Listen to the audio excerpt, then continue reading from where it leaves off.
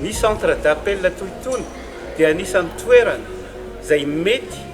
hiparihan'ny ny aretina zay editsika amin'izao fotoana zao raha tsy misy ny fitandremana satria nahoana ohatra misy amin'irety centre d'appel reto tonga hatramina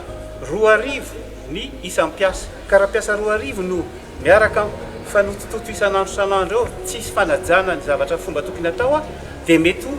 zavatra ho ratsy ho amin'ny firenena zany ary araka ny fangatahan'ny filohan'ny repoblika dia tsy maintsy miady tsika amin'ny fomba rehetrarehetra mba tsy hiparihany io aretiny eo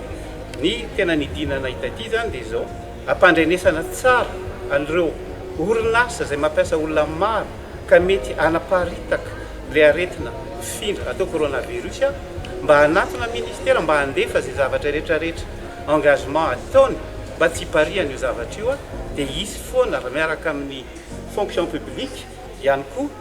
fijerevana an'izany raha voaraka ara-dalàna daholo sans zavatra rehetrarehetra zany